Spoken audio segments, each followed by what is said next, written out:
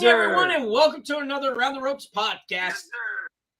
I'm your host tonight because the other one, we don't like him. We decided to kick him off for tonight. I'm your host, Carl. I am joined by Ryan. Ryan, how you doing? That's me! What's up, guys? I'm back for another week. I'm here! I am here! Rasta, how you doing, buddy? Everything's good, boss. I'm excited to talk about the week that wasn't wrestling, so let's get to it, guys. Yes. So, we're just coming off a major pay-per-view, but before we get into that, Ryan and I were on Saturday night.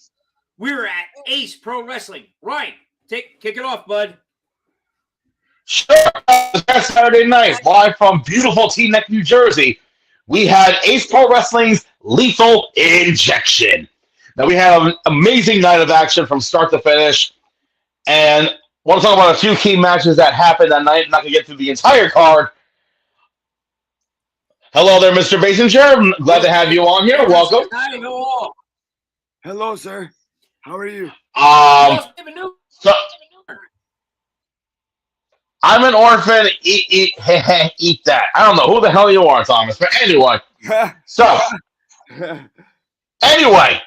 so a few key matchups I want to talk about. The first one, which involves Mr. Carl Roberts' favorite wrestler of all time, Alvin Alvarez, as he took on the infamous Adam Kane. And a very hard-hitting matchup. And that's where we saw Alvin Alvarez become victorious.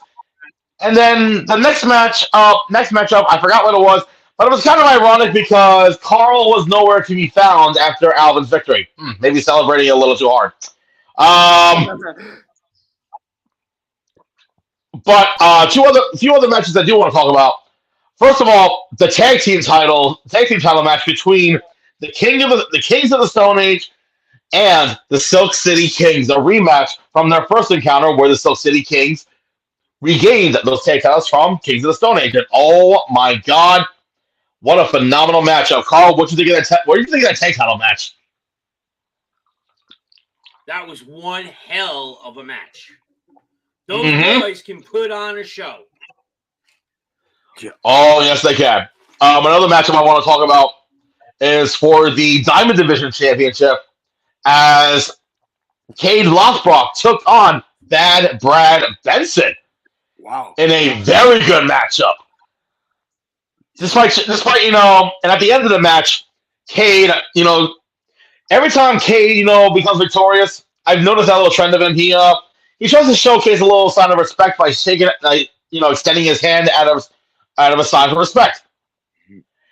Benson said, "Hell no," and slapped him across the face. Oh, wow. And then left the ring, said, we ain't done yet, boy. We ain't done. Carl, any thoughts on that Diamond Division title match? I mean, me personally, I didn't think Benson hit Lothbrock hard enough. Okay, then. All right, then. And then, next up, where I felt like I was the smallest person in the ring. And that was for the Ace Heavyweight title match. As the miasma, Zach Ramses, comes into Ace Pro Wrestling in his debut and takes on the current champion, the Jurassic Juggernaut, Vince Steele. Wow. And right off the bat, I do have to say this. In all my years of, announcing for Vince and whatnot, I have never heard the crowd so into Vince Steele as much as I heard on Saturday night. Yep. Carl? No, I mean, that was another phenomenal match where you had two very large men going at it. Yeah. And who knew that Mr. Peterson would feel like the smallest man in the ring ever? But anyway. I mean, listen. Hey, wait a minute. Wait a minute. Okay, Costa. Okay. No, I caught on. I caught on. Just be careful, Costa. Someday I could end up at the border. Just saying, buddy. So, Okay. and Vince Steele was victorious in his title defense. Yeah. Now, we go on to the main event of the evening. I'm going to be straightforward right now. I think it was a hell of a lot better than half of Survivor Series WarGames combined. And that was a battle between two individuals that know each other very, very well. And that was Rob Vegas taking on Jay Lethal Yeah. Yeah. in our main event. Holy shit. I wish I was there, man. You want to talk about it? Carl's got some choice words to say. For all of those. Yeah. Yeah. Yep. When it comes down to Ace Overdrive, which you can catch on YouTube, just saying. Definitely check out that masterful clinic. And in a shocking turn of events, Rob Vegas became victorious over Jay Lethal. I'm surprised about that one, man. So was everybody else. So, but then afterwards, oh, sorry, Colin, go ahead. Costa, I'm standing next to Ryan and Legs. Yeah. And all of a sudden, when I seen Rob win, I'm like, Vegas won? Mm-hmm. The look on his face was like, yeah, nobody, and I mean nobody, could believe what just happened. Exactly, because I heard, and I don't know if this is true, but I heard that AEW talent isn't supposed to lose. So I'm surprised about that too. So I'm washing my hands on that one. That's what I heard. I'm not saying it. Costa. I'm not saying it's true or not, but that's what I heard. I'm just saying. Casa. I know. We can't deny or we can't approve or deny. Exactly. Yep. Exactly. But after the match, Vegas called Jay to get back in the ring, and both of them had a shot, a very lovely moment. You know, both of them hugging it out in the ring, and then as they're leaving the ring, who comes out of the curtain but Mike Morgan, the owner of Baseball Wrestling, showing love to both of them, raising both of their arms out of respect. And I said this to Mike. I said this to Mr. Mike Morgan also. That crowd was, I think, in my opinion, one of the better crowds they've had there. Yeah. And I hate to say this too, because the crowd that could come close to that size-wise was Hero Celebration for Mikey. Yeah. But all in all, a great, fantastic night of Ace Pro Wrestling. And folks, I have in good authority to announce that they will be coming back in June. So make sure to follow Ace Pro Wrestling for details, because believe me, you don't want to miss out. Hey! What's up, Chris? Chris. What's up, buddy? What's up, buddy? So, now that we got Ace out of the way, and also, again, folks, I got some delicious empanadas. Just say, check out those freaking empanadas. I actually had Carl dying on the floor, by the way, because in between matches, I was promoting the concessions and whatnot, and I'm like, you know what? I'm gonna ante up a little bit. I'm gonna say something. I said something like this. And folks, just in case you weren't aware, we have food on sale tonight. Especially those freaking empanadas we keep talking about. Many different flavors. Trust me, they are good. So walk over to the concession stand, buy yourself 1, 2, or in my case, 12, and then see why they are so freaking good. Jesus Christ, 12. It's a joke, Costa. I know. It's a joke. I know. I'm laughing. Ha ha ha ha. And also, Mr. Oh, yeah. Immediately after that, announcement, you also did announce that you were there.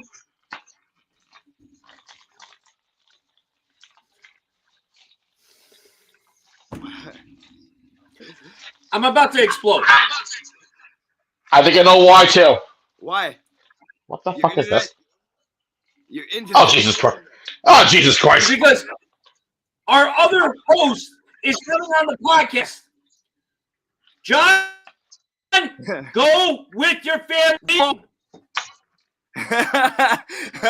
Anyhow, well, Ron, you did announce that we were there. I'm sorry, Cheyenne announced that we were there. Yes, Cheyenne announced that we were there, not me. Yeah. Before the main event, he did announce that we were there. Oh, absolutely. That's why I love Which I Cheyenne. was very, very grateful for. Well, of course he saw you, and also the best Cheyenne tap is dancer one in the hell- world, Bob. Yes.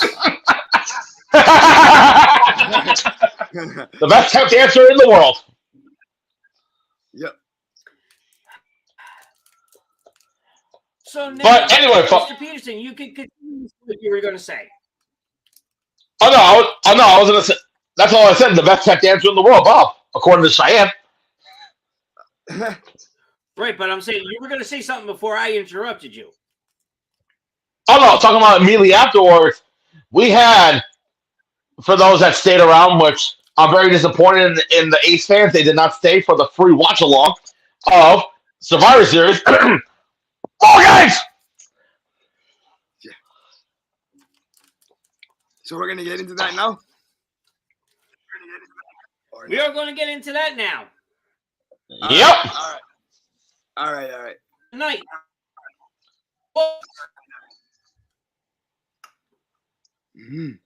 Ow. Sorry. You okay there, Mr. Roberts? Took a piece of. Yeah, I bit into a candy and it hurt my tooth. Ah, okay. So anyway, WarGames.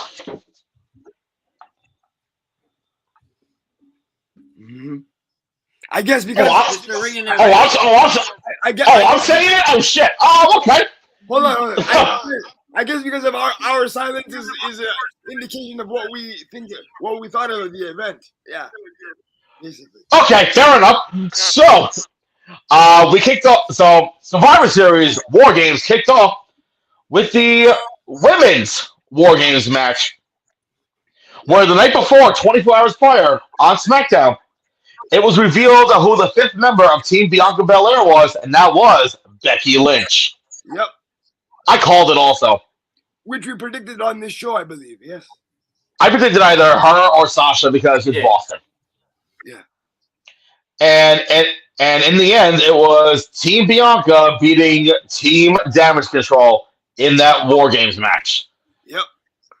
Now, gentlemen, what did you think of that match? You want my honest opinion? We're being Dave Meltzers right now. That's the only way we are here. All right. We are the most honest podcast there is. All right. We are the wannabe Meltzers of pro wrestling.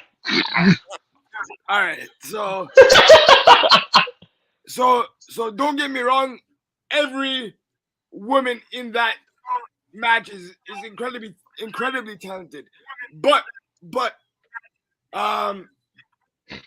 there were points in the match that were a little bit wonky to me.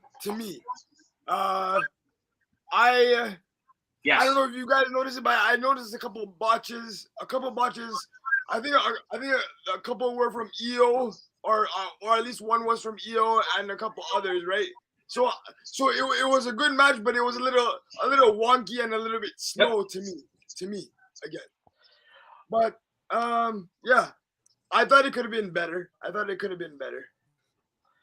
I will say though, what I kind of liked was the two high. Oh, sorry, go ahead, Carl. Go ahead.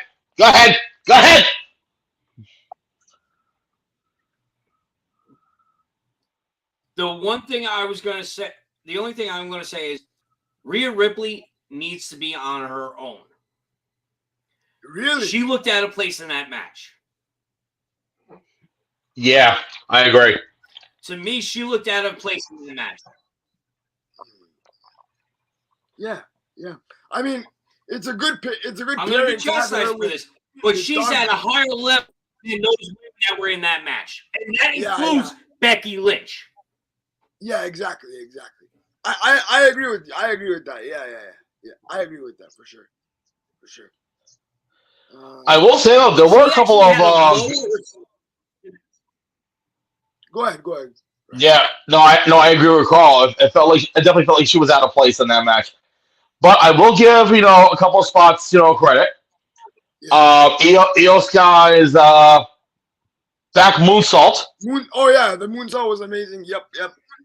And the final spot with Becky Lynch doing her, I guess backdrop, I guess whatever it's called, from the top of the cage through to, I forgot who she landed on, but went through 2 tables. So I will give them that. That was actually entertaining. Yeah. And just like the men's match, she went through 2 competitors. Yeah, 2 competitors. But didn't they go through a table? They went through something. Yeah. They went through something. Yeah. They went through the table that her and Bianca set up. Yeah. I thought it was 2 tables. I didn't know it was 1. No, 1. She stacked the 2 competitors on top of each other. And that's what it was. And then sat down. She came down sitting. Yeah. Right. So either way, that was great. And just like the men's match, I will say when it comes to the women's match also, once all 10 competitors were in the match, that's when things got interesting. Yeah. I agree. It's that 20-25 minute intervals in the beginning that take way too long.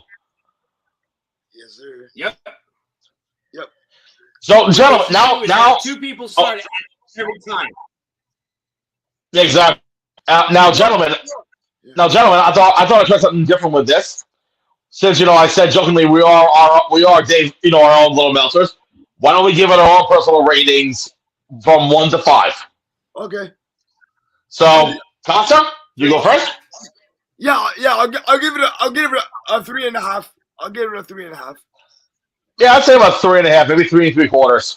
Yeah. I'd say it's fair because again, once all 10 of them were in the ring, that's when everything started getting a little more. And the one thing I really liked, Rhea Ripley, I don't know if it was Rhea or Nikki, but one of those 2 actually brought in weapons. So that I commend them for. Yeah. Nikki. It was Nikki? Okay. I like this iteration of Nikki, man. This Nikki had to stay. She's amazing. About freaking time. Yeah. All right. Next up is a matchup that we haven't seen in WWE in, almost 5 years.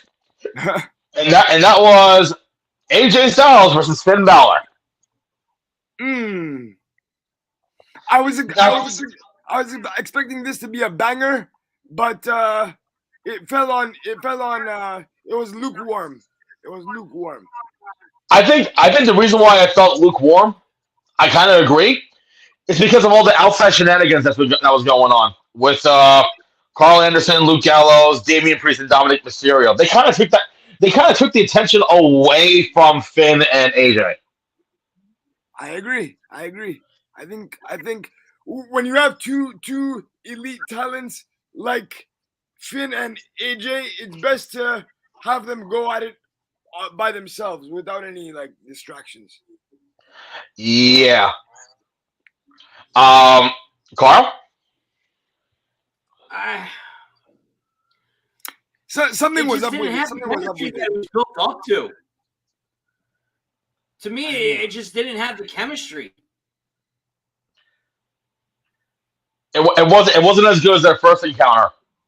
Yeah. No, the chemistry was way off. Yeah, and I don't expect that from AJ and Finn because they do have chemistry, but this time it was off. So, gentlemen, sorry. Go ahead. Sorry, Carl. Go ahead.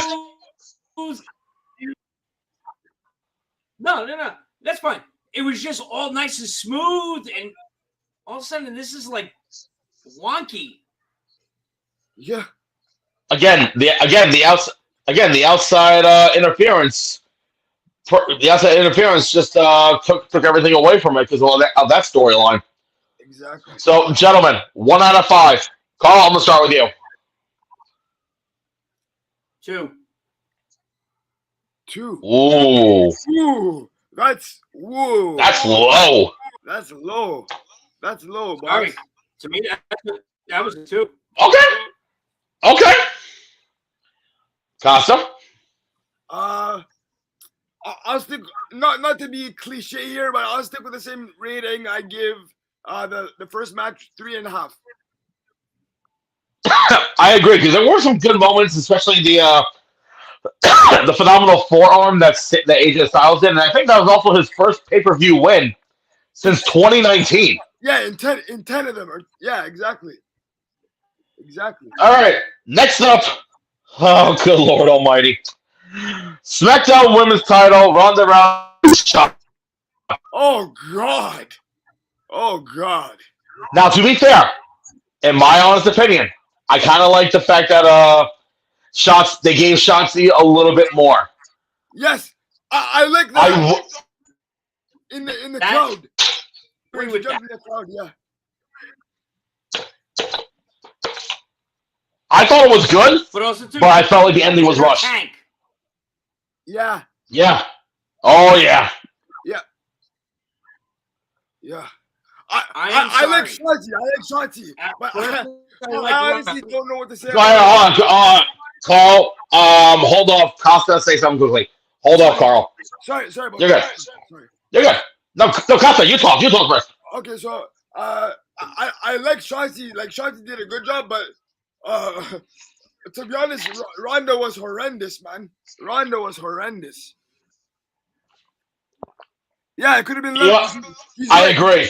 He's right. Mr. Chris, I agree. That match could have been left off the card. I feel a traditional 5-on-5 Survivor Series match. Yeah. I agree. Yep. But of course, it's Ronda Rousey. It's Ronda Rousey, so they wanted to showcase the name. Carl, my apologies. Now you can say your thing. Sorry. You're fine. I love this fact. A chance. Okay. Yeah, Shotzi. Yeah, However, Ronda Rousey does nothing for me since she's been back. No. I know. She's horrible, man. She reminds me of goddamn Charlotte Flair being thrown down your goddamn throats. yeah, exactly. I mean, he's not wrong. Enough of this shit. I know. I will say Ronda's first one when she first came in was great. Yeah. But then that's when everything turned to shit. It was amazing. I loved it. Not this one. Yeah, with the police cars instead, that was crazy. Yeah. I feel so bad for Shayna Baszler, because Shayna is a phenomenal fucking opponent. Yeah. Is a phenomenal athlete, and this is how they're treating Shayna. No, but I understand the end game. I understand the end game in having Shayna there. Yeah. Ronda honestly shouldn't spend more time. Should spend more time at the PC. Yep. This is where I'm at the PC. Exactly. I agree. So, gentlemen, on a scale from 1 to 2 stars, which one did you pick? Other than that move that Shotzi did, yeah, I give it a 1. Yeah, I give it a 1. I give it a 1.5. I give it a negative 1. Yeah, I'm giving it a negative 1. Negative shit. Oh shit. All right. Other than that move that Shotzi did in the crowd, I'm being brutally honest here. Yeah. The reason why my score is a little high is because Shotzi was shown given a little bit more offense than I expected. Yeah. So that's why my score is a little high. I love Shotzi. She did a great job. So next, the triple threat for the WWE United States Championship. Oh, the champion Seth Rollins taking on Bobby Lashley and Austin Theory. Folks, if you've been living under a rock for the last month or so, you notice a change in Austin Theory. Holy shit! Coming from Mr. Money in the Bank doing that lame ass selfies, hanging around Vince McMahon's you know what. Yeah. and now doing a complete 180 and being this badass that I remember down at NXT. Hell, badass even when he wasn't involved. Hell yeah. Hell yeah. I love this. And because of that, and because of his new attitude as well as Bobby Lashley, really not paying attention, Austin Theory became victorious and is now the new United States champion. May I say something, sir? Sir? Go ahead. Okay. Okay. Here's the thing. I agree with the decision to give it back to Theory, give the belt back to Theory, right? But what I didn't expect is for them to take it off Seth Rollins so quickly. I'm surprised too. Yeah. Go ahead. No. Here's That's the what I reason wanted to say. Yeah. I'm good. I'm done. Because someone must have said something. Chris said something good. I like the new gimmick, but I think they gave him the belt way too quick. That's what I said, yeah. I was hoping they'd break the man, take everything from him, let him show he could do it on his own. Yeah, me too. Gentlemen, including our good friend Chris, do me a favor, in the comments, leave the name of your network. We'll make it later tonight. Yeah. Yep. There's a report out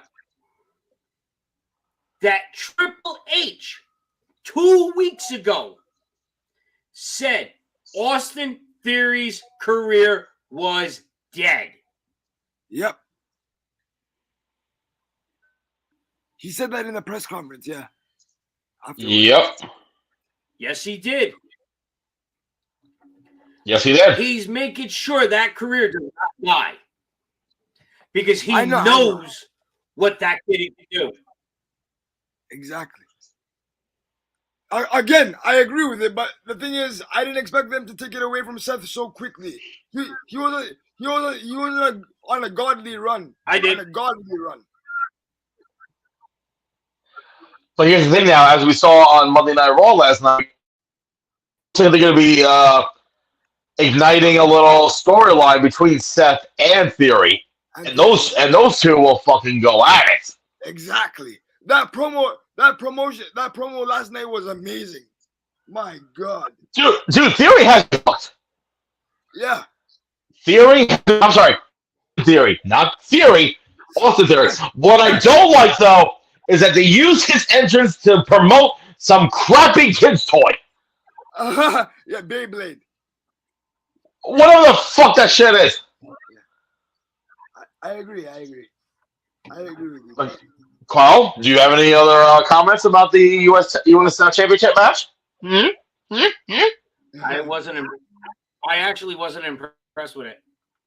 You weren't? Wow. Impressed with it. Well, yeah, because Alvin Alvarez, his favorite wrestler, was not in it. Exactly.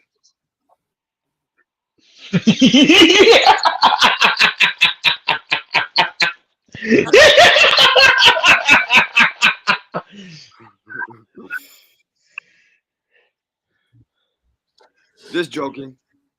I know. I love you, Carl. I love you. I wasn't impressed with that match because of... Me too. But I wasn't impressed with that match because, no offense, those three gentlemen that were in that match do not impress me. Okay. Yeah. Mr. Roberts, we have to disagree, sir. We have to disagree, sir. Because Seth Rollins is Teflon, man. He's the best, man. He's the best. So we have to disagree on that, sir. But, yeah. Okay, so now onto the ratings part. 1 out of 5. Carl, you first. I'll give it a 1. What? Ooh. Wow. Are you serious? I wasn't impressed. Okay. Costa? I'll give it a 4. Yeah, I was going to give it a 4, too. Especially the swerve at the end with Theory going for the pin.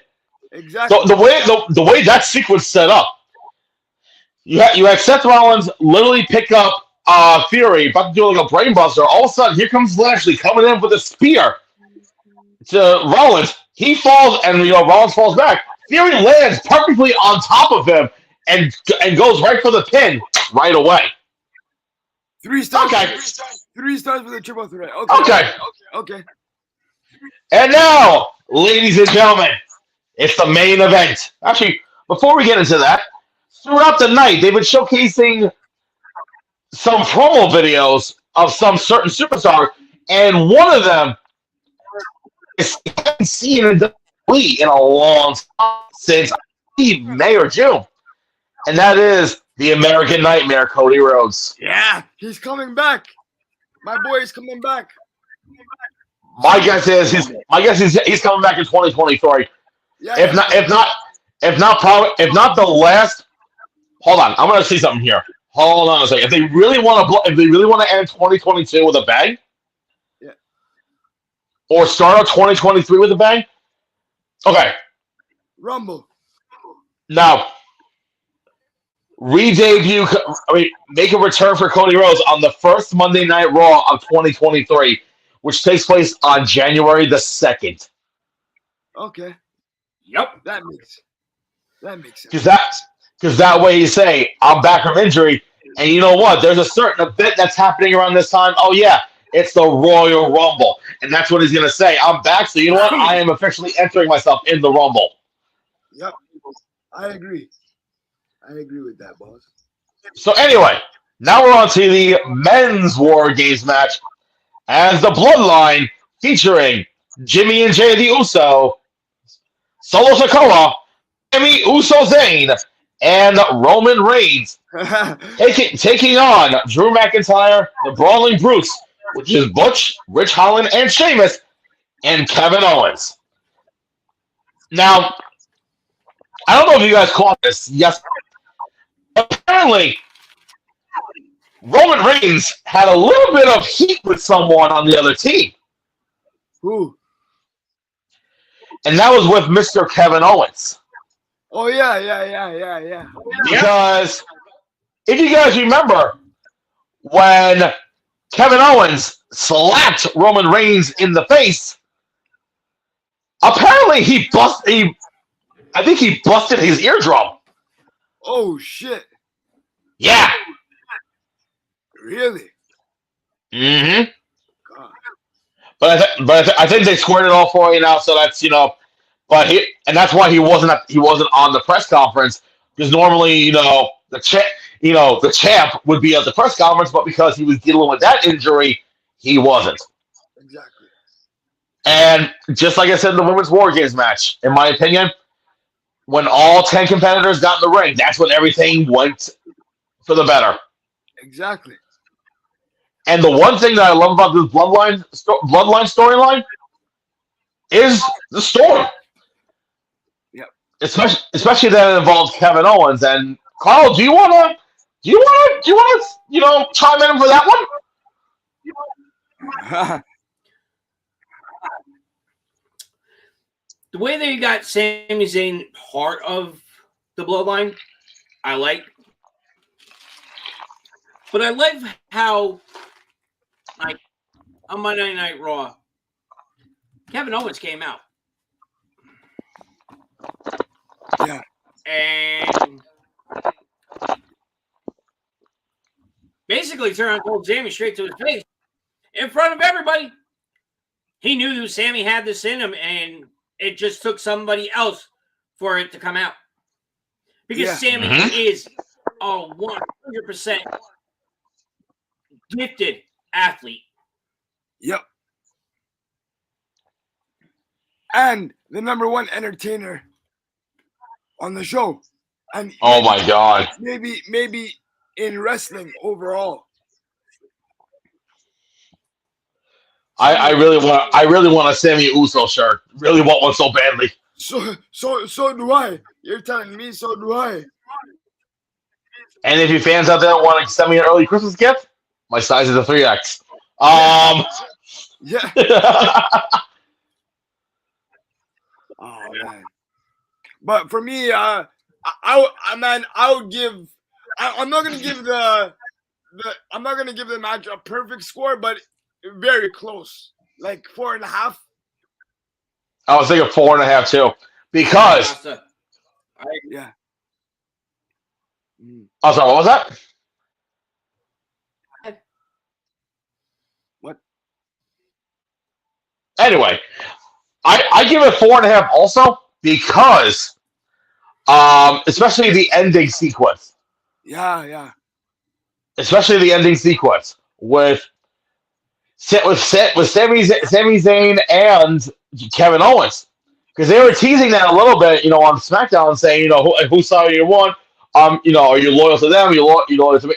Like bringing up their history and whatnot. Yeah. And the way they had it set up was that Kevin Owens, Sami Zayn. Okay, from what I remember, Sami Zayn was face to face with Kevin Owens. Jey Uso comes in, goes to the super kick. Kevin Owens stops him. Sami Zayn goes down. Boom, low blows him, and Kevin's like, "Oh my huevos!" While he's crawling in the corner. Meanwhile, Sammy is still down on one knee after doing the low blow, looking at Roman Reigns, and Roman Reigns and then both of them are looking at Kevin Owens, saying, "Finish him." Yeah. He was saying, sorry, go ahead. he was saying, "Finish him." So he did not one, but two haluva kicks. Yeah. And on the second one, you see Kevin Owens there just dangling on Sami Zayn's body, placing him, and he throws him down to the ground. And then all of a sudden, Jay is on the outside. Sammy looks over him and says, "He's all yours." Pretty much sacrificing Kevin Owens to Jey Uso. Jey Uso doing the splash. 1, 2, 3. Bloodline wins. Right. And also, when Kevin Owens was going for the pin, Sami Zayn jumped into the ring and stopped the ref from putting his arm down for the 3.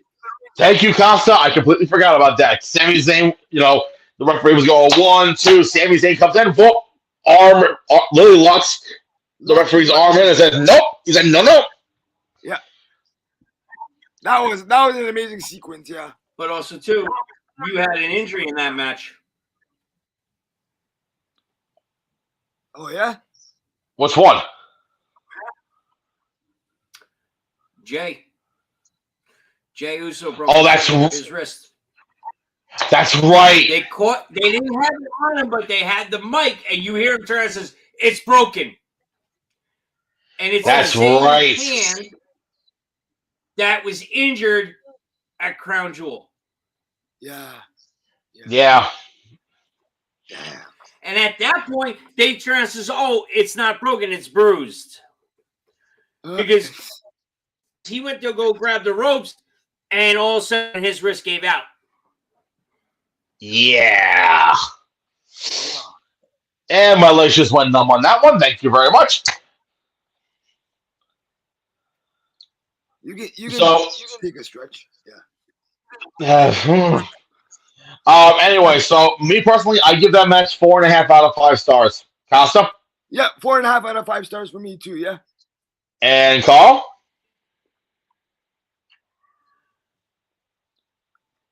Yes. 4.5. 4.5? I think did he say 4 or 4.5?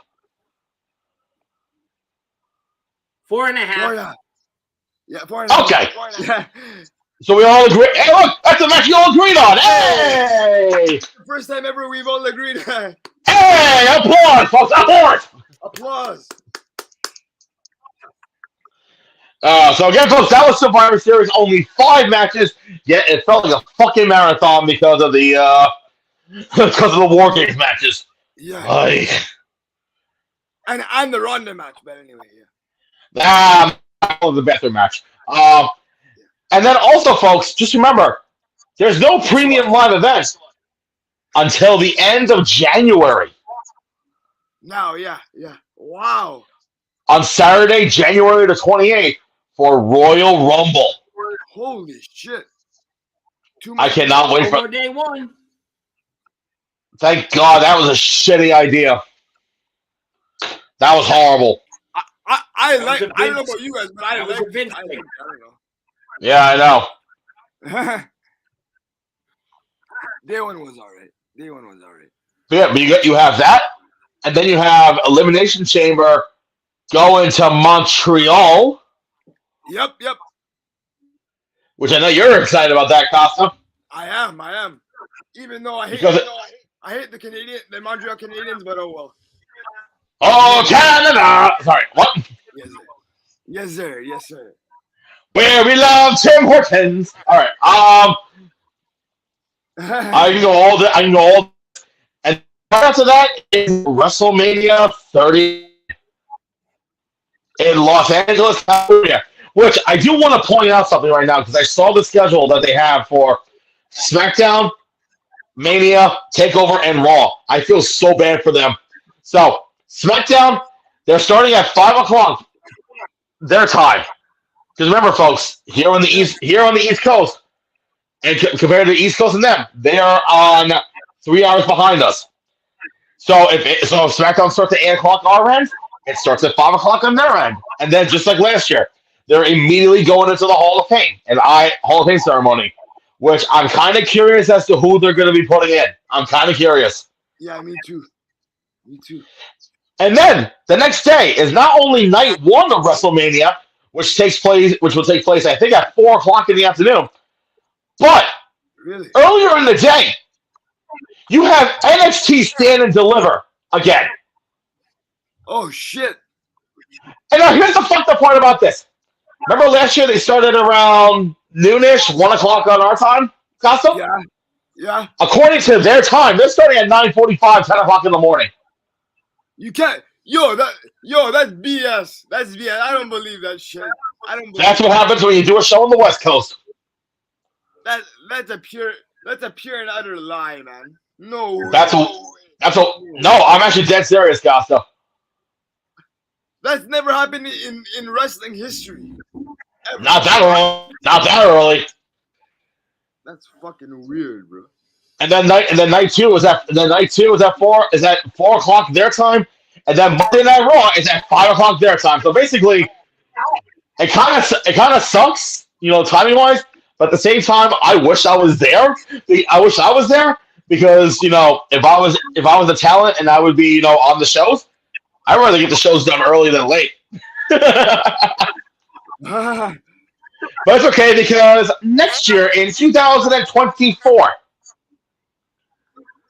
WrestleMania is coming to the city of brotherly love, Philadelphia, Pennsylvania, and Costa. You better get your Canadian bacon loving ass down to Philly. Oh, I'm gonna be there. I'm gonna be there for sure. Don't worry about it. If you don't, I will find any Canadian wrestler to kick you in your poutine. Philly, baby, Philly.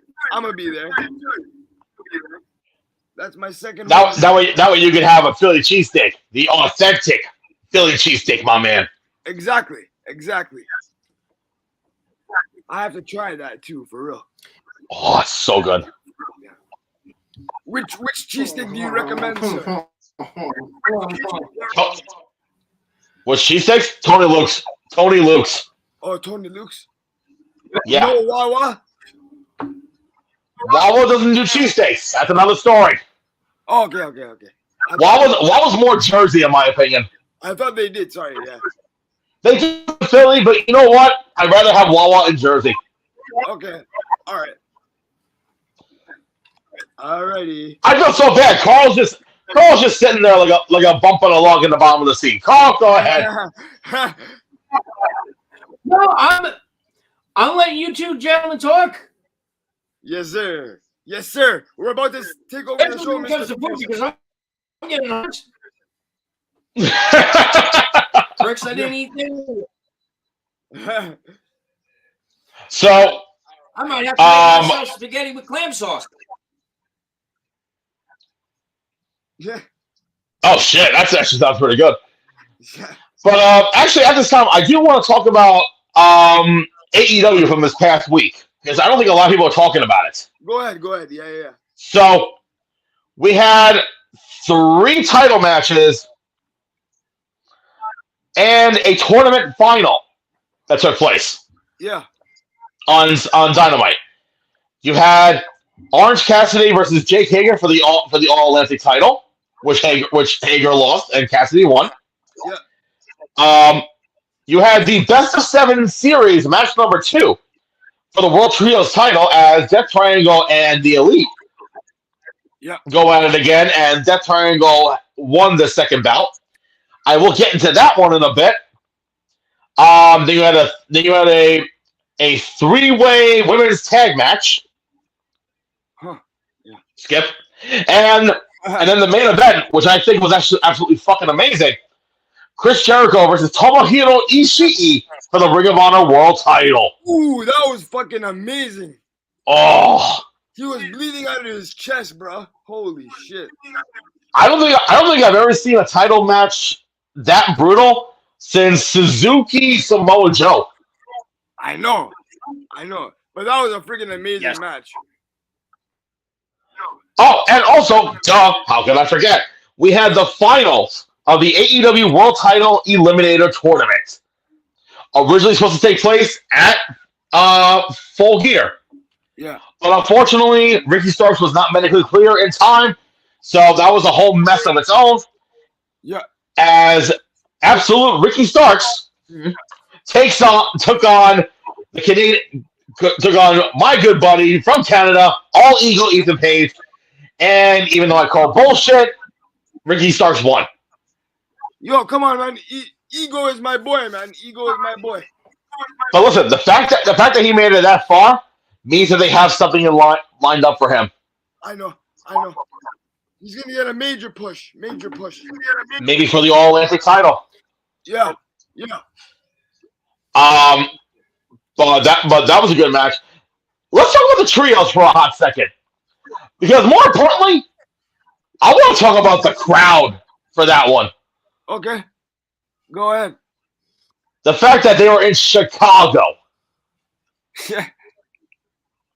Tony Khan is always in Chicago, man. Fuck. Yeah, I know, but this is the first time the Elite has been in Chicago since All Out. Yeah. Exactly. Yeah. And you all know what happened to that. If you don't know what happened, if you've been living under a rock, Google AEW All Out, and look at what happens yourself. Yep. There was a combination of fuck the Elite and fuck CM Punk chants. Yo, that was crazy. Oh man. There are rumors that he is no longer with the company. I have heard that too. I know. That the energy of that crowd felt like 5,000 copies of Carl. Oh shit! I don't think anybody would want that, do anything. Because at wrestling shows, Carl brings the energy. That's what I was getting. That's what I was getting at. Oh, sorry. I thought you meant something else. God damn it, Costa. Sorry, Mr. Roberts. I apologize. Then you had a major return.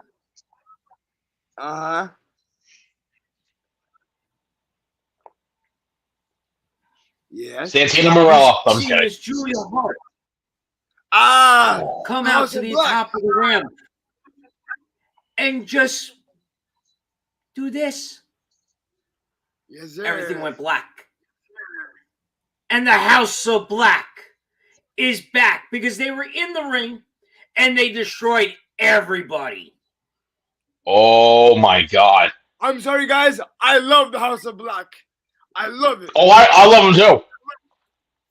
Fucking incredible, man. And for all of you that said that Malachi was going back to the WWE, pardon my French, but fuck you. No. He was just taking a little break. Yeah. Exactly what it was. He needed a break for his mental being. Yeah. I don't blame him, honestly. Yeah. I think 2 months. I think 2.5 months was perfect. Yep. So that So I think in my opinion, once this whole best of seven bullshit series with the trio tag titles ends, I have a feeling House of Black is gonna get the titles. Yes. Yes. As always deserved. As always deserved. Now, normally I don't talk about this. Oh, sorry. Go ahead, Carl. Go ahead. But I'm going to change the subject a little bit with AEW.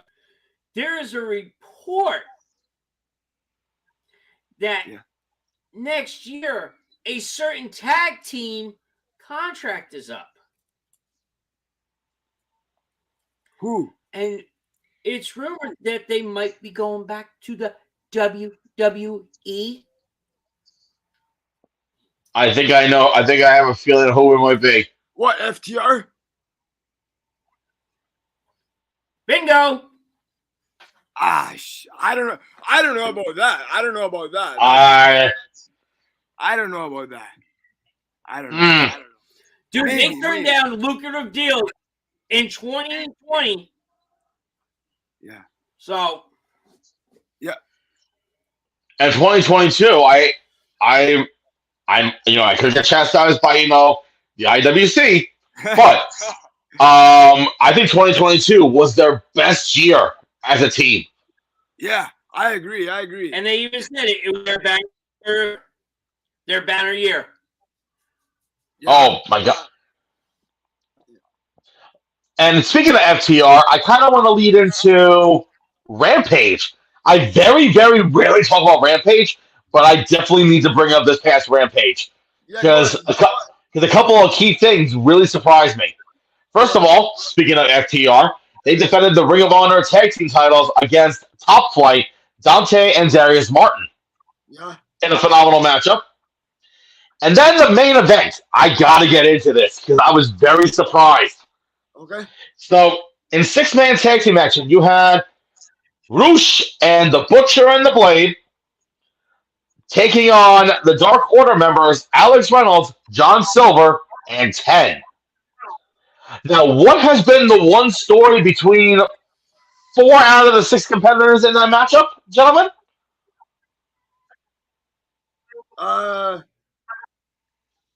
Oh dear. Slipped my mind. Carl? I'm sorry, repeat that again? Out of the 6 competitors in the matchup, 4 has had a ongoing story for the last month or so. Isn't that the Dark Order ones? And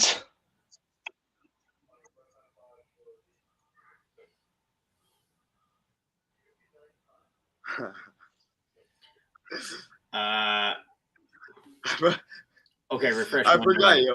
Honestly, this is bad. Right. This is bad memory. Okay, how about Roosh trying to recruit 10? Oh yeah. Now I remember. Yeah, and that all came to fruition. Where at one point Roosh is standing in the middle of the ring, does his fist up in the air, Los Cinco Bernabes, and all of a sudden you see 10 just beat the shit out of Silver out of nowhere. Out of nowhere, yeah. And then Roosh goes for the cover, 1, 2, 3, and then they're both beating the shit out of Reynolds and Silver, putting Reynolds through a door. 10 is walking up the ramp. Who's at the top of the ramp? -1. Oh. And he does the most disrespectful thing I've ever seen in wrestling. He takes off his mask and throws it at -1's feet. Oh shit. Someone that -1 has seen as a massive mentor for the longest time. Since even before his father passed. And you see that happening, that's a major slap in the face. Yeah, I agree. That's disrespectful. So folks, you heard it here first. At Revolution in March, it'll be Preston Vance, formerly known as 10, taking on -1. There we go. There's -1's first ever matchup.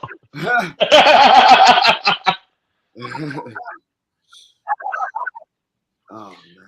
Probably be better than Ronda Rousey and Shotzi. Let's go back to WWE. Okay. Sure, I'm done with AEW right now. I'm done. I just saw this. Big E has been out of action since March 11th when he broke his neck. Yes. Jeez. Okay. Been that long already? Yes. Wow. However, has a new role with the company. What? He has a new role with the company? What's that? Yes, it is. What's that? Development programmer. Really? Really? Which basically means he is the one that is out there recruiting. Oh shit. Oh wow. And helping develop. Wow. But oh wow. that actually is not bad for him. No, that's great. No. That's great for him. Wow. Especially. Hey, what's going on, David? How you doing, buddy? Dave from across the pond with Carl and Ryan Costa. How you guys? How's life? We're doing great. We're doing great, boss. How are you? We're sitting here talking about pro wrestling. Yes, sir. Can't beat that. The thing we all Nope, love. not at all. Exactly. What the hell is that? I just saw. Since I'm talking about WWE, Ryan. Yeah. Will you please make that announcement that we are waiting for everybody to hear tonight? Yes, please do, Ryan. Oh, is it about our new friends, Yes, sir. Mr. Roberts? Yes, it is. All right, ladies and gentlemen. Well, Yes. if in case you haven't heard from other co-host John Blaine, Yeah. over the weekend we had some major huge news, and that was that as of this past Sunday, which I believe was the 28th, we are now officially partners and associated with the Women's Wrestling Hall of Fame. Yeah. So not only are the Around the Ropes podcast associated with the International Pro Wrestling Hall of Fame, but now we are associated with the International Women's Wrestling Hall of Fame. Wow. Which, by the way, they will have their first ever inductees on December 17th in Philadelphia, Pennsylvania at Icons of Wrestling. And I just so happen to have the list of who will be inducted in this year's inaugural class. Okay. Jazz, Wow. Okay. Medusa, and the late great Luna Vachon, who will be inducted by her former husband, Gangrel. Oh wow. Oh wow. So, folks, again, sorry. Go ahead. Not only that, at Icons, the Around the Ropes podcast will be doing live from their booth. And we will be live that night during the inaugural class Hall of Fame. Wow.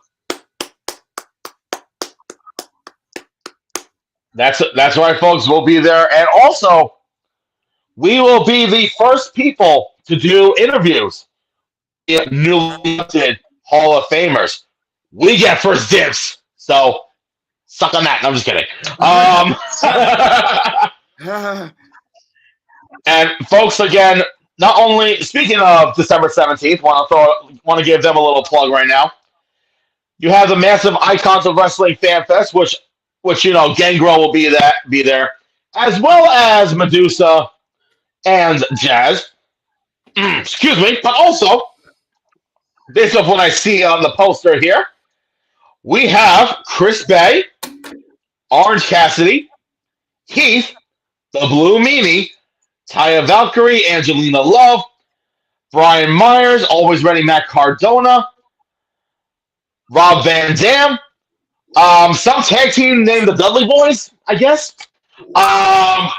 Rhino, Jerry Lynn, Bill Alfonso, Sabu, the Sandman, Shane Douglas, the Rock and Roll Express, Ron Simmons, damn, Lex Luger, Lance Storm, Vicky Guerrero, and so much more taking place on Saturday, December 17th. And then in between the Hall of Fame, after the Hall of Fame ceremony, but after the Icons convention, then the Hall of Fame, there's also a show happening that night in that same building, presented by Battleground Championship Wrestling, as they present a tribute.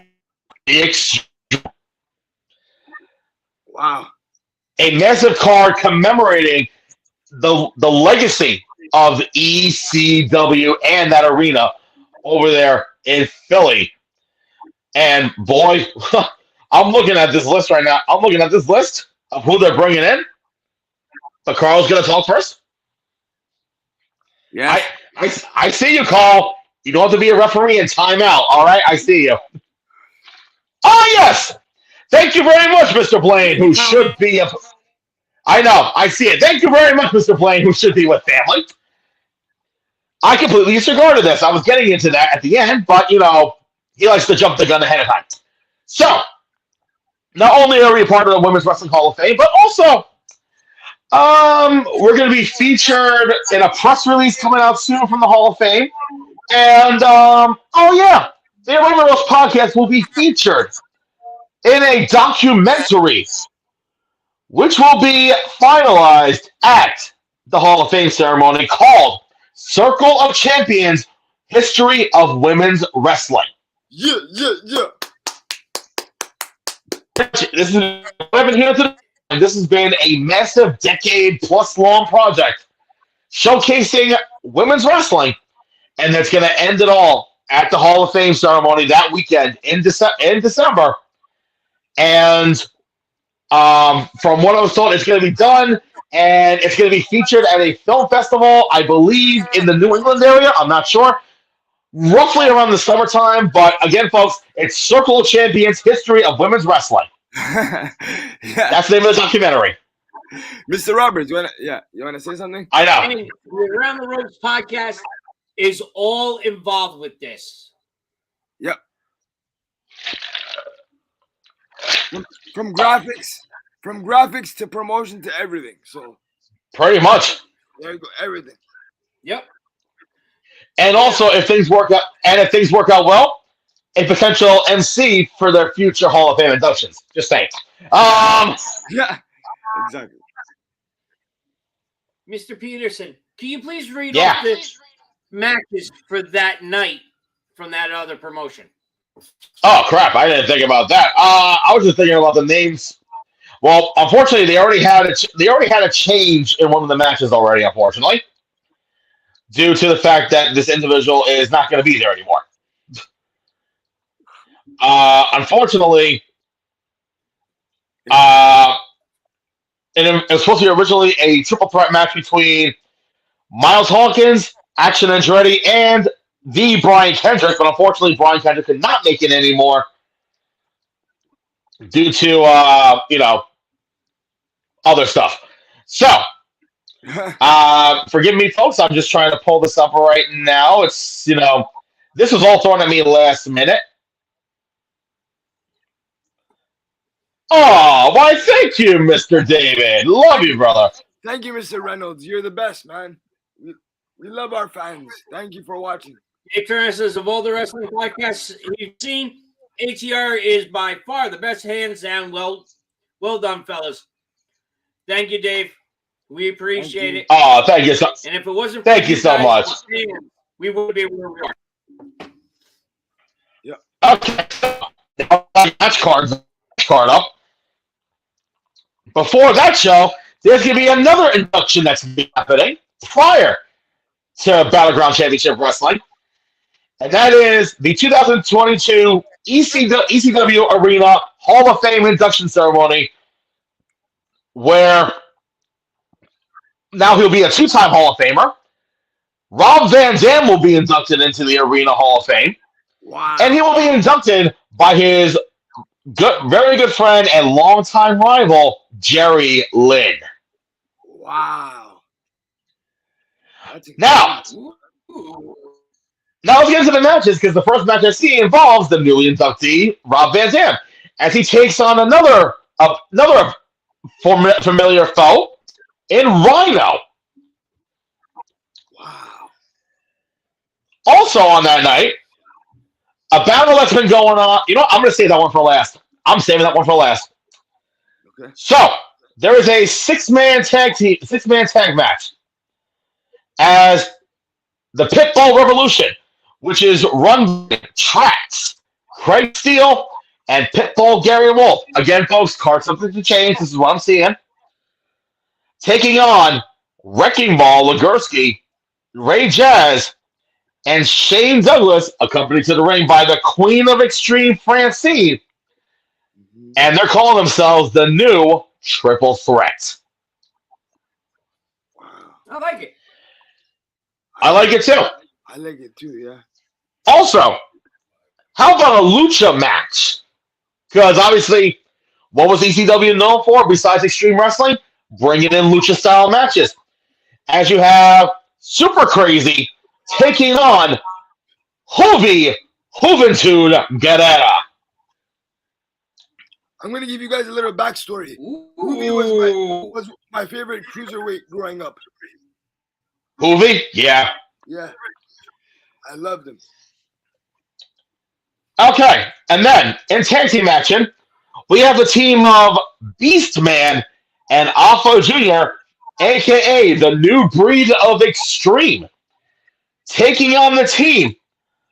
Well, actually, first of all, being accompanied to the ring by Big Don Tommy Rich.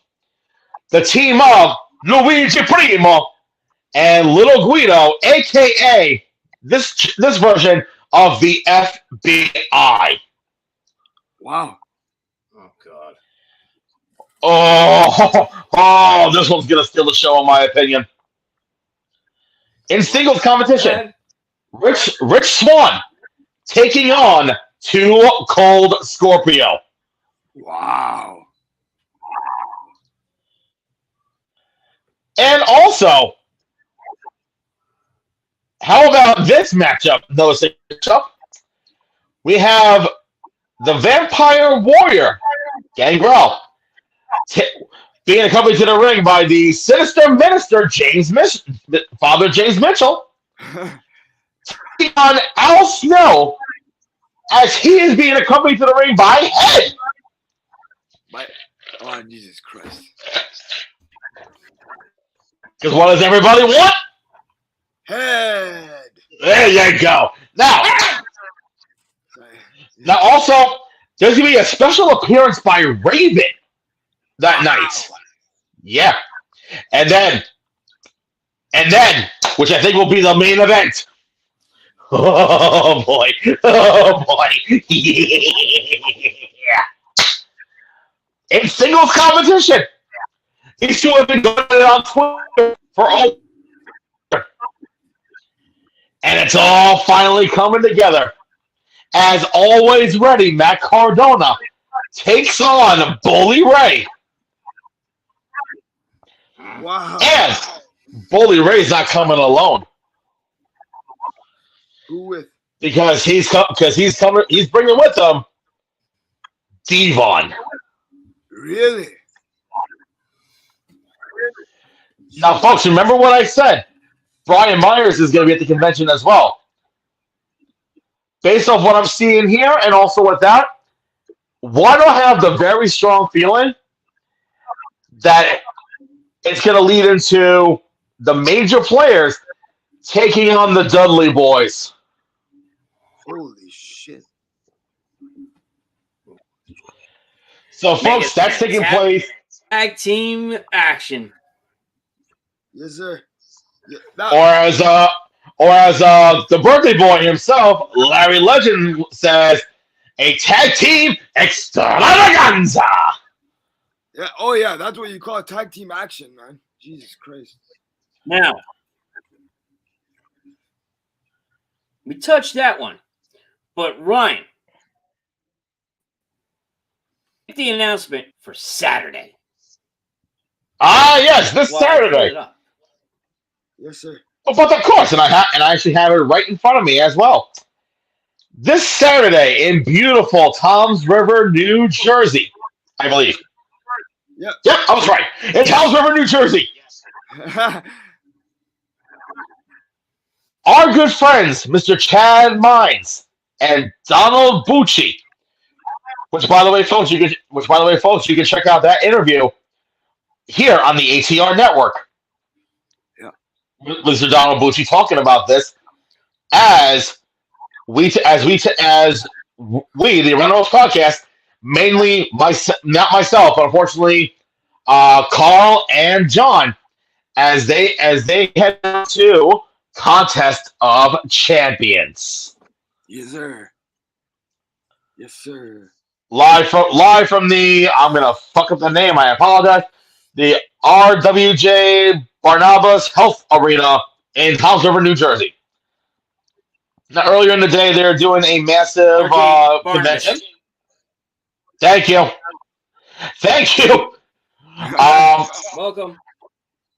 Now, unfortunately, like I said, I'm not going to be there. You know, everyone assumes I'm going to be there because I'm the announcer, but they already have a ring announcer, and I think this gentleman is a very good fit for this type of event. From Impact Wrestling, David Penzer. Oh, wow. And also, for the IWTV broadcast commentary team. Yeah. Go ahead, Carl. No, go ahead. Folks, this particular event is not only is it a wrestling fan fest, the Contest of Champions or whatever, it also helps the 200 Club, which helps the families of the fallen police, fire, EMS. So if you're in the area, please come out to this and support it. Mm-hmm. Yep. Now, Ryan, you could continue with the card. I'll go over the signings that are going to be there. Okay, sounds good. So, as I stated, Dave Penzer will be there doing announcing duties. For the IWTV broadcasting team for commentary, you have Ron Niemi, Peter DeLonge, and Kevin Kelly on there. Oh, wow. Now here are the matches. Okay. Yeah. I'm looking at the card, so I apologize if I'm, looking down on my phone. So, in a sinister six-way matchup, as they're calling it, I'm already messing up. I have no idea who one of them is, but I know who the other five are. It's the Prize City OG, Alec Price, the Ace of Space, LSG, Anthony Bennett, Anthony Green, and Danny fucking Moth. Wow. What a match. That's one hell of a slobber knocker of a match. But also, we have Rick Ratchet taking on Jerry the King Lawler. I don't know why, but okay. Holy shit. Are you serious? I am dead serious. Also, we have the new Graysons. Hold it. Yeah. Yes. Who is in Jerry the King Lawler's corner? I have no idea. It's actually not saying that. He's just reading it off the card. I'm just reading off the card, man. Okay, I have it here. So, in the corner of Jerry the King Lawler, you have MLB former leaguer Todd Frazier. Oh, he's a Oh, wow. Wow. But not only that, in the corner of Rick Ratchet, you have Mark Corolla. Yeah. Folks, if you know who Mark O'Shit is, please let me know because I have no idea who that is. Carzola. I'll spell it for you, Ryan. Coralluzzo. I have no idea who that. I'm better with faces, honestly. Yeah. Okay. Also in that corner, Prince Nana. Really? Fuck me. No, thank you, Ryan. Now, the backstory of that one. Yeah. Jerry the King Lawler had nobody in his corner at first, and then Todd Frazier says, no, if Jerry's going out there, I'm in his corner. Yep. Well, okay then. Continue with the matches. Sure. Why not? So, also in tag team action, we have the new Graysons, which are Tommy and JP the Graysons, taking on the team of Davey Richards and Eddie Edwards, the Wolves. Wow. Also, a #1 contendership match for the Standalone Wrestling Women's Championship as Miranda Alize takes on whoever is the female standout from the Massive Super Camp, which I will get into after I mention the match cards. Okay. And back to tag team action. For the Standalone Wrestling Tag Team Championships, the current champions, The Rep, will be defending their titles against the team of Joel and Jose Maximo, the SAT. Wow, that's going to be a great match. Yeah. Also, yeah, one. Yeah. we need one more. They added another team. There's more matches. Oh no, I'm reading them right now. No. What? We went over these when we had our interview with Kate. Oh my God. Yeah. Well, I'm just reading based off what I have here. So when I'm done with this, you can add on if needed. Also, there is a multi-promotional Rumble match that will be taking place. Yep. And also, the Earth Champion himself, the Son of the Sun, Leo Sparrow, is issuing an open challenge for the championship. Also, for the Standalone Wrestling Championship, the current champion himself, Sean Donovan, takes on basically one of the top wrestlers in the world at this time and one of the longest reigning NWA World Heavyweight Champion, Nick Aldis. Oh, shit. That just woke me up. But wait, there's more. Because there is a massive 6-man tag team match that's going to be taking place. What? As the team of Pat Buck, Brian Myers, and Matt Cardona takes on the team of Kazarian, Aaron Stevens, and Nova. Pat Bucky's going to wrestle? Wow. Yes, he is. And folks, this match here alone is match to watch because this is Nova's last match ever. Yeah. This is his retirement match. Wow. And also a little tribute to this, okay? Okay. This match here, the 6-man tag team, all came together. They all came up in the business together. One way or another, they all worked together. So they all decided to go out with a bang for Nova. Yep. Sounds like a hell of a plan to make. This is the match you want to watch. Yep. I agree. And also, how could I forget this? How could I forget? Well, a couple of quick things. For the first 100 fans that's going to Contest of Champions, you will receive a free copy of Retromania Wrestling, the video game. Wow. Again, folks, only for the first 100 people. And also, couple quick things, Carl. I do apologize. I want to get into this quickly. Not only will be appearing for the signings, but he will also be appearing on the show later on that night. And it's someone that pretty much all of us have watched growing up as kids. And let's just say he is the icon. And I'm going to try and pull off my inner Tony Schiavone right now. It's Sting! Sting will be appearing. Oh shit! And he very rarely does appearances and signings. So folks, definitely come check out Contest of Champions. Now, earlier, a little bit ago, I said a female standout from the Super Camp. What that means is that before for any up and coming wrestlers and anyone involved in the business,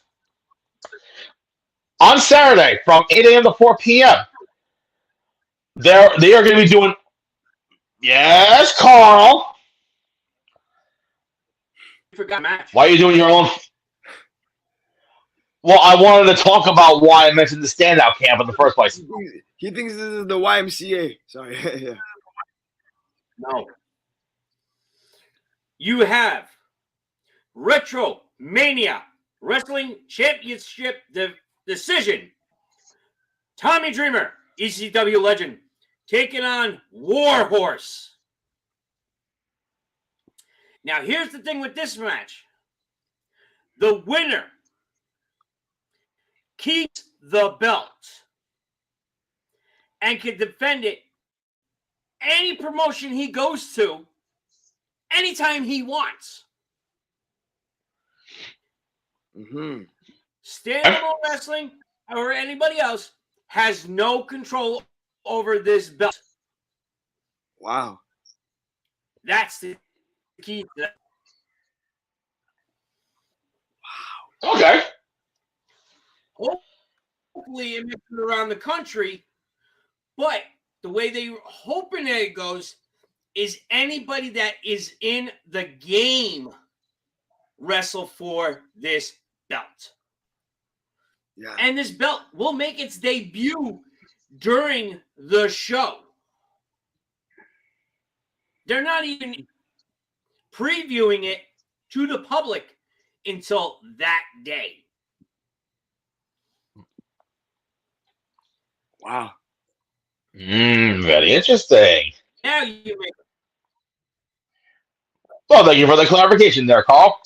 So, before the festivities and during the convention, there's also going to be a open tryout for any up and coming talent in the wrestling industry, where basically there will be a training seminar / tryout matches, the whole 9 yards, and there will be representatives from many promotions, including We Are Wrestling, Invictus Pro Wrestling,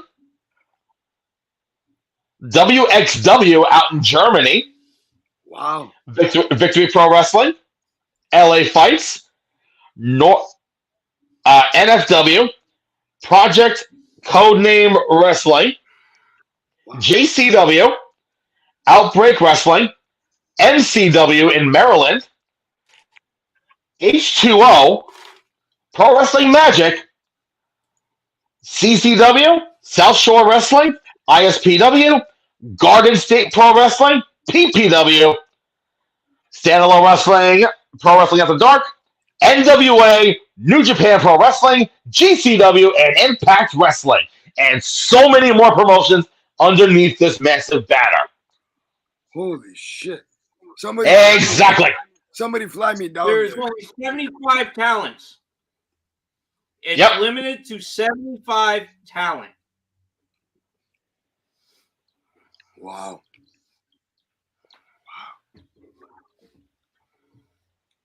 You guys gotta fly me down there, man. Shit. I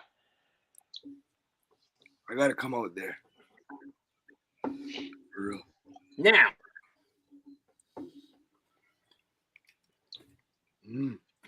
from 4 to 8, Fest. What? Is called Fan Fest. Yeah.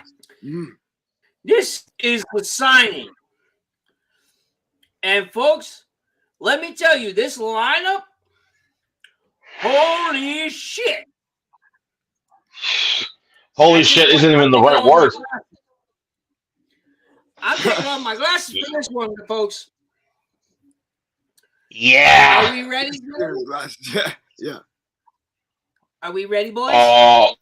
Oh, let's get into it.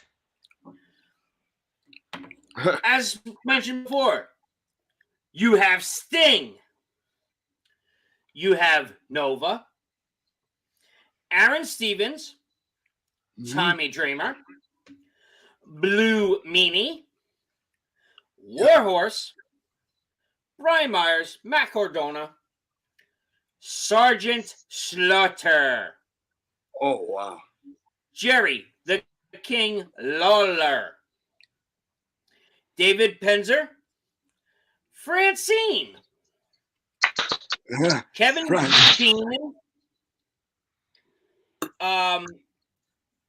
Lou E. Dangerously. I am not pronouncing his last name. What? D'Angeli. Dangerous. Dangerous. I thought you were talking about Paul Heyman or some shit, man. No. Anthony Green. Frankie Kazarian. Kevin Kelly. Vacant. Gilberg. Andrew Anderson. Vanity. Whoa. The Wolves. Sean Donovan. LSG. DJ Hyde. Oh, wow. Vincent Casano. The Rep. Vincenzo. Thank you, Chenzo. You're welcome. You have the Christina Marie, which I will make that announcement right now. At CelebFest 6 in Baltimore, we have right here, the ATR promotion is proud to announce Christina Marie will be at that signing. Also, JC Stern will be at that signing, and lovely Miss Larkin. Check out CelebFest's Facebook page for all guests that are going to be there. ATR Promotions, baby. Let's go. Then you have Shockwave the Robot. Leo Sparrow. Pitbull Gary Wolf. Nunzio. Now, here's a big one, folks. JTG. Really? Will be at this signing. Yo, man. Now, you have Nick Aldis. Yep. Miranda Elise. Ricardo Rodriguez. Yeah. Oh, shit. TJ Marconi. Thank you, Marconi. I was going to say his other name that I always call him. Macaroni. And Astro Morales. Hermes! I mean, what?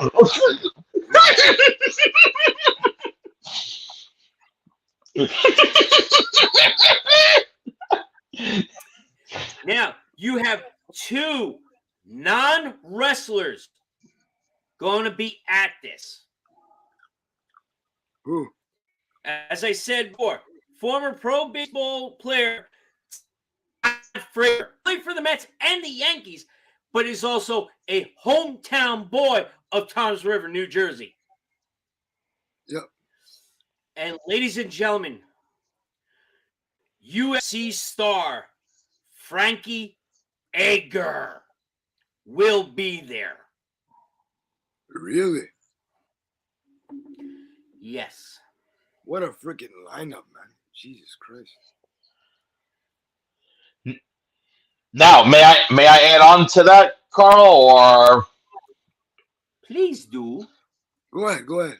well, as I mentioned earlier, Sting will be appearing at not only the Fan Fest and the show.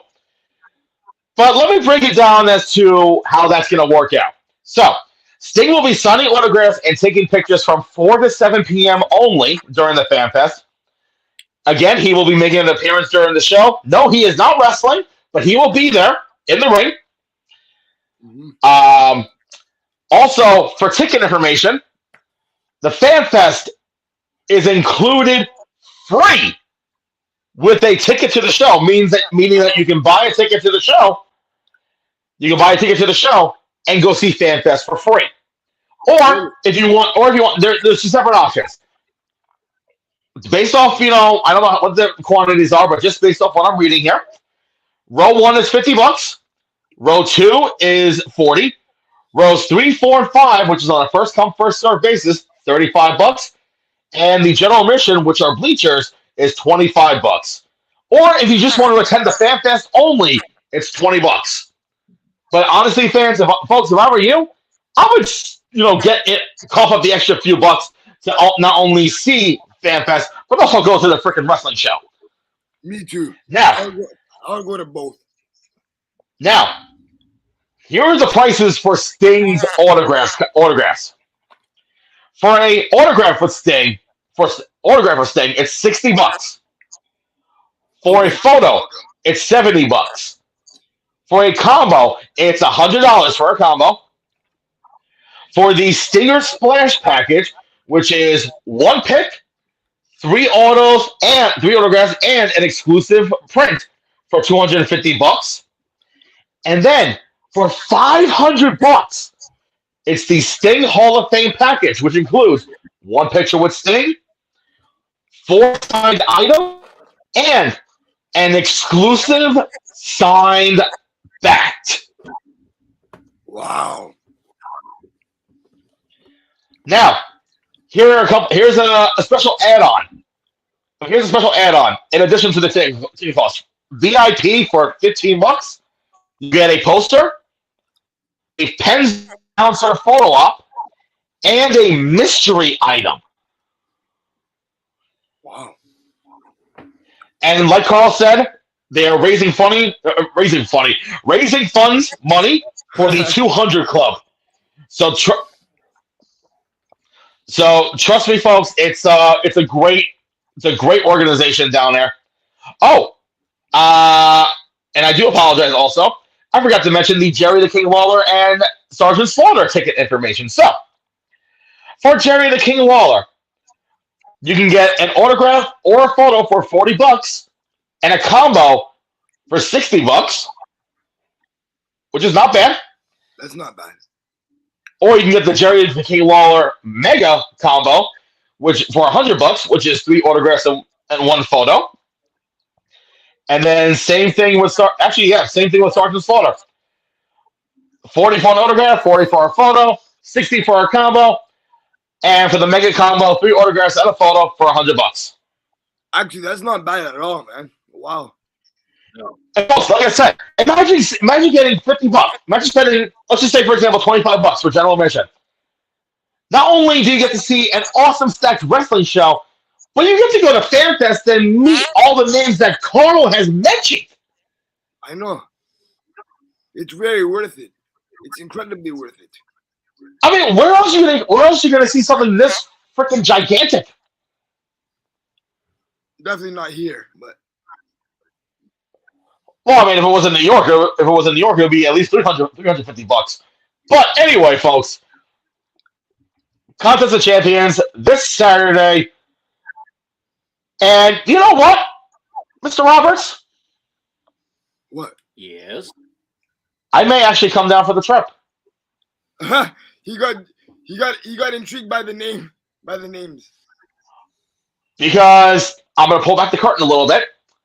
A couple of the promotions that I mentioned kind of want me on as a scout. Ah. Okay. Oh, duh! How could I forget? They were just added on. Russell Pro will be a part of that super camp.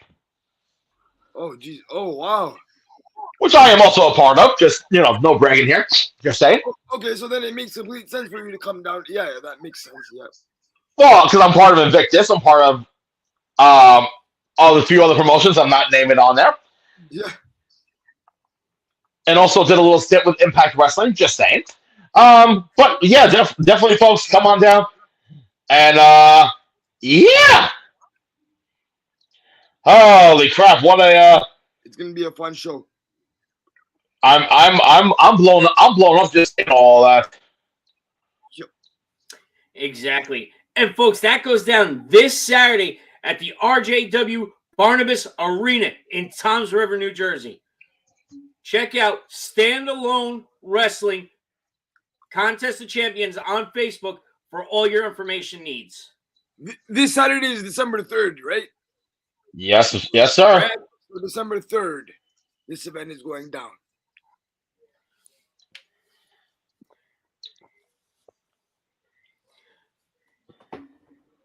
I'm out of topics. Brian, do you have anything you want to bring up? Actually, I do have a couple. I do have a couple of quick things. A couple of announcements on my own, actually. Okay, go ahead. Number one, I'm a vegetable. No, I'm just kidding. So keep your mouth shut there. Definitely don't look like us. Never mind. You better keep your mouth there. I'm gonna kick you in your poutine. But anyway, folks. Okay, Mr. Next start. I'm sorry, he's not here at the moment. So next Thursday, December 8th, I'm making my.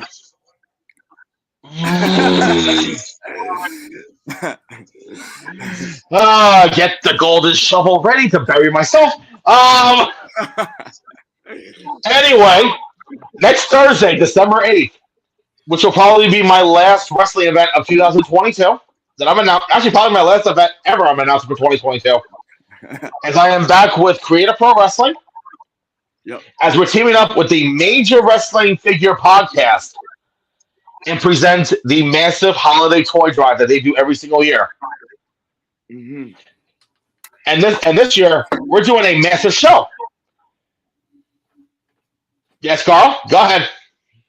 No, I just saw comments and I totally forgot about it, and I asked for it before. Continue.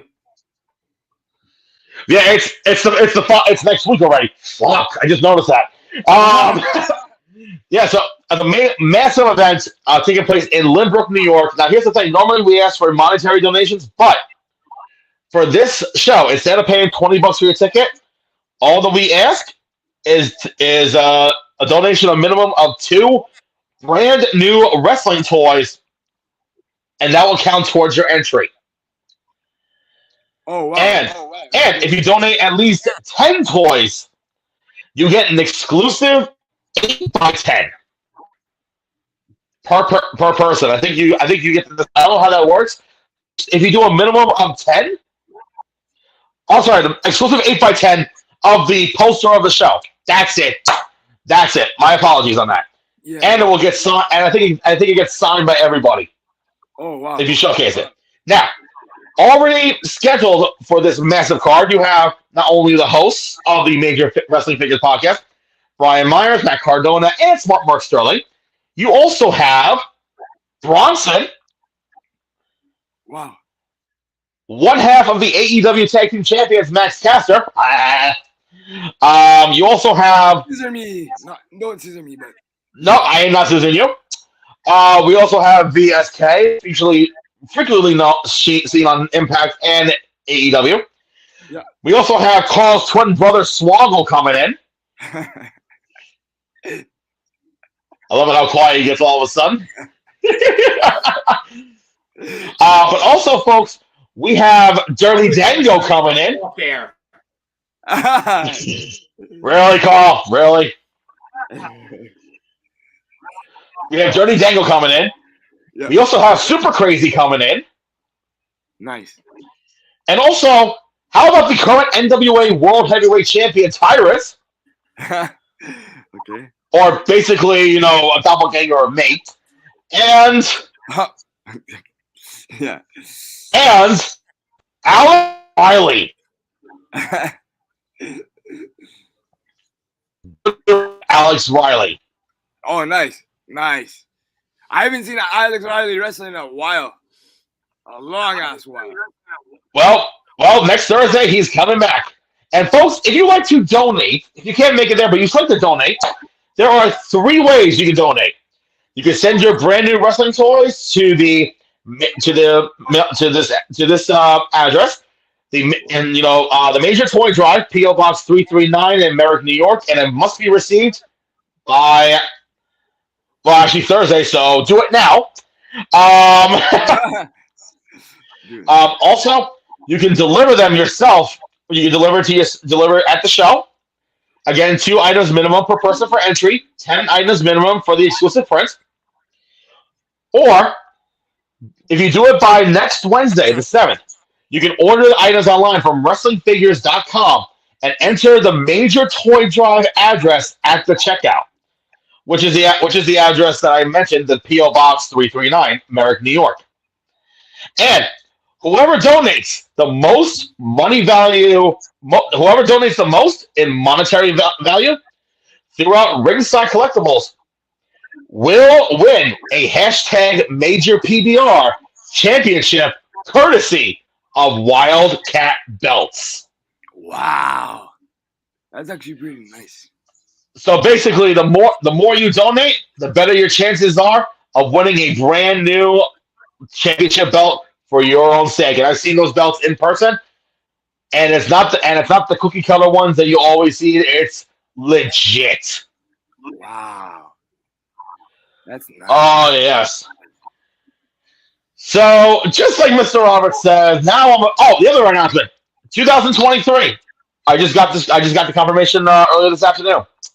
I am doing my first event of 2023 live from the Mohegan Sun Arena in Uncasville, Connecticut for Reality Fighting MMA. Oh, nice. Yep. Nice. I am back in the MMA scene after a lengthy hiatus due to not really that many promotions running out there. Huh? Why are you pointing at me? Yo? No, You pointed at me. Okay. You forgot holiday weekend. Well, you know as I'm going. Oh, I'm a sugar nut. Thank you. Okay, John Jr. So, John Jr. What did I do? What did I do? Anyway, read off that list if you can. Okay. So I am kidding. I'm kidding. So, folks, if you're in the Richfield Park area, right around New Year's Eve weekend, basically December 5th through January 1st, there will be 5 promotions running at the Mecca in Richfield Park, New Jersey. Really? Kicking off on Friday at 2 p.m. with Invictus Pro Wrestling. Wow. Where Carl's other favorite wrestler, Darius Carter, takes on the current Invictus Women's Champion, Edith Surreal. Oh, wow. Oh, speaking of that, did anybody see Mia Yim pick up Finn Balor on Raw yesterday? Holy shit. Yep. And then after that, at 7 p.m., Infernal Fight Club has their event at the Mecca. And then, correct me if I'm wrong, but I think Pro Wrestling Magic is the 31st card? I believe so. Yeah, I think it's like, around like 4 or 5 o'clock for Pro Wrestling Magic, which that card, you don't want to miss that one out. And also we'll be having an event.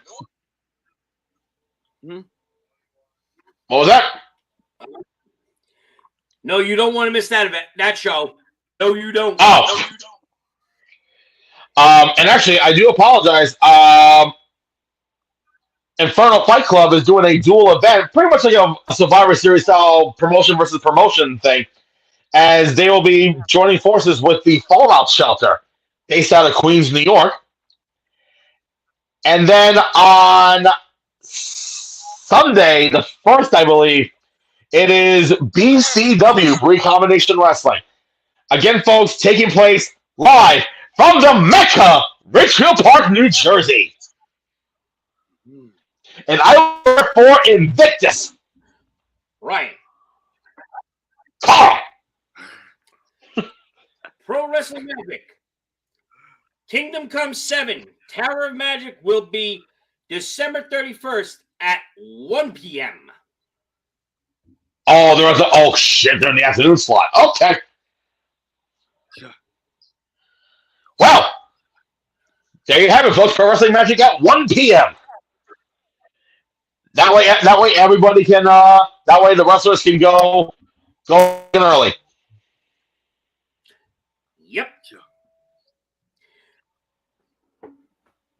And I forgot. I asked our good friend Chris to give me the information. Ladies and gentlemen, at this time, we here at the Around the Ropes podcast, plus also is to announce, starting January 1st, we will be working with the Four Corners Network. January 1st, baby. They're at Facebook.com/4cornernet. You're going to see our shows on their network and their shows on our network. And we are going to do collaborations here and there on both of their shows. So you want to catch this out because you know what? They have amazing talent over on their network. And we have amazing talent that we're bringing to them. Mm-hmm. Folks, this is the way to do it. So check them out. Subscribe to them. Because they are one hell of a great group over there. So if you don't mind, because Carl was cutting off a little bit, so Mr. Peterson, you want to repeat what Mr. Roberts was saying, or not? Something about us joining the Four Corners Network, I believe it is, starting January 1st. Four Corners Network, yeah. Yep, that's basically all I got out of it. Four Corners Network. And actually, I do have one more announcement I'd like to make. After Carl's done. Yep. Carl? Can you guys hear me now? Yes. Can you hear me now? Yes. Okay. Yes. As I was saying before my stupid internet was cutting out. January 1st, the ATR Network and the Around the Ropes podcast will be working in conjunction with the Four Corners Network. You can find them on Facebook.com//Four Corners. That's Network. Number 4. Out the number 4 Corners Net. Yep. They have amazing talent on their network that they're going to collaborate with us on our network, and we have our amazing talent going to collaborate on their network. So you're going to see shows on both networks. Mm-hmm. Yep. Now, Mr. Peterson, you may give your other announcement. All right. This is a little impromptu because it finally came in today, and I'm very happy to announce this. So, folks, if you see me at events, you've seen that I have 8x10s of myself. Well, now I officially now have trading cards. What? Yep. Holy shit. Yep. It just came in today, and and obviously I'm going to be at shows with these. If you like one, I'd definitely sign up for you. Courtesy of Waxatarian, and there's a little description on the back. And you know what? I'm going to tell you what it says on the back of the card. And I quote, Ryan Peterson, ring announcer. That's me. With close to a decade in the business, Ryan Peterson has been putting in the work from a young age. His distinct voice and style set him apart, combining classic elements of years past with a modern sensibility. This approach has paid off, as Ryan has announced various sporting events, including MMA, in addition to his work in professional wrestling. He has consistently been featured globally on television and doesn't look to be slowing down anytime soon. Ryan, I gotta talk to you about these cards off air. That's freaking amazing, man. Yeah. I need one. I need one of those for real. Honestly, I do. All right, so I'll be at the border. I'll wait for you to get there. I'll just fling it over. Whee! No. I'm serious. I'm gonna do anything I can to get one of those. Again, I will go. I will go to the border. I will pretend I'm a ninja, and I'll just ninja star style. Whee! Okay. You guys don't want me to get there, do you? Oh, stop! Oh, stop it, you Canadian bacon loving poutine ass chicken. I don't eat meat. I don't eat meat, so I'm not bacon loving. I can't be bacon loving. Anyway. Okay, then. All right, then go choke on your poutine. All right. I will. Your request is my demand, sir. But here's a goal for you, Costa. Yes, when sir. WrestleMania 40 comes to Philly, you better get your ass down here. Oh, I definitely will. I definitely will be in Philly. Oh, trust me, it's a lot of fun in Philly, and you'll get to see me run the Rocky Steps. And yes, Costa, I actually do run. Okay, that was a surprising statement. Yeah. I want to see you do that. Well, I was beating you to the punch on that one, Costa. Okay, all right. Nah. So, gentlemen, is there anything else you would like to discuss? Yes, sir. Ryan, quiet for a second. What? Ladies and gentlemen, joining us at this time, the one, the only, Mr. Watermelon Head, John Blaine. Mr. Watermelon Head? Ah! Whoa, who's that? I just saw some clips. What the hell? What's going on, guys? Oh, it's Mr. John Blaine. Oh, nice of you to show up 2 hours later. Yeah. I was out for dinner. Obviously, dinner was boring because you kept commenting to us. We'll discuss that off air. Hey, chicharron! Anyway. Yeah, chicharron, yeah. But actually, you know what? Nah, fuck it, I'm saying, ay, coño. You're funny there. Thank you. Yes. Well, now that John's here, I think we can end the show now. Fantastic. Good night, everybody. I'm kidding. What's up? Let's talk about this Saturday coming up. How do you feel about this Saturday coming up? Oh, I feel like it's going to be an amazing show. It's going to be a lot of big names are going to be there. There's going to be a lot of people there. And it's going to be something that I'm really looking forward to. It's going to be nice to go back to Jersey again. I feel like I haven't been in Jersey in a couple months. John, you're the only person I've ever heard of that is excited to go to Jersey. Hey, it's something to do. It gives you something to do, yeah. And Ryan, here's a breaking news for you, okay? And this is exclusive just for you. It gets me out of the Stony Brook bubble. You mean Rhode Island? Oops. Hey, listen.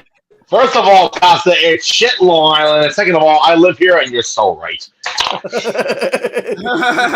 Sorry. Hey, guys, yeah, we will be there live. We will have our merchandise in there. Wow, I sound like merchandise. Merchandise, yeah. We will have our coffee, t-shirts, mugs. You can get that all there. And we're also going to have a few guests who are going to be popping in on the show that day. And also, if I appear to show up, I will have these to sell. So I'm looking forward to selling this out to the public. And if you pay him another $20, he may autograph it for you. I was going for $10 on this shit. But guys, definitely you're not going to want to miss it. Because, and I know they mentioned before, I saw this part, because folks, you'll also see us a couple weeks in Philly. Yes, for that whole spiel with Mr. Blaine. What happened? That Mr. Peterson made the announcement Yes, for you. Earlier. Yes. Earlier, And well, yes. And Ryan, you did a very good job. Carl, what'd you say? I didn't hear you because thank you, John. But I wanted to hear what Carl was saying because you interrupted him. I said that Mr. Peterson made the announcement. Mr. Blaine, is there anything that Mr. Peterson missed? No, he got everything. Good. We know who the good co-host is of this show, besides Costa. Hey! And he doesn't just do judging the spicy chip challenges. That is true. Oh shit! Oh shit! boy, that's gonna live on forever. Nope. Yep. You are fucked. Oh shit! I'm my own. But no, And also, too, John, don't forget. I remember to get him coffee. Mr. So, Peterson. so, gentlemen and John, is there anything else you'd like to talk about tonight?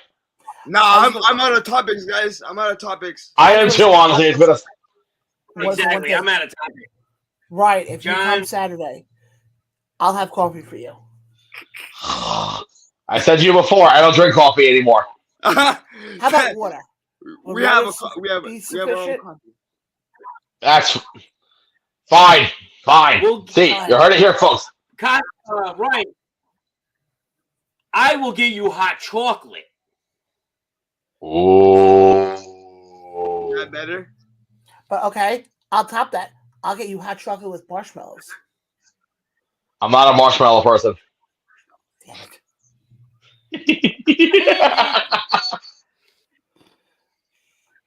But yeah, it was definitely a fun week for wrestling. I'll just leave it at that. Yeah. Well, yes, it was. And I feel like there's no other topics to talk about because we talked it all already. Before we go off air, Exactly. I would like to. So if you have nothing else, No. Costa has something else. Costa does. 30 seconds. Before we go off air, I would like to state that my show, the What Is a Hit Record podcast, will be returning this Thursday, December 1st. I apologize for the lengthy delay, but I had to go through some things. But it will be returning this Thursday, December 1st. So look out for that when it's posted on our YouTube channel. And yeah, thanks. I'll see you guys then. Costa, Costa, it's called life. Shit happens. Yeah, I know. You're exactly right. I know I'm right. but if you guys have nothing else, at time, Yeah. we're gonna have to say adieu. So, for Costa, for Ryan, and for Mr. Watermelon over here, Mr. John Blaine, it's been another round of ropes, and we'll catch Yes, Dude. sir. Peace, guys. Come.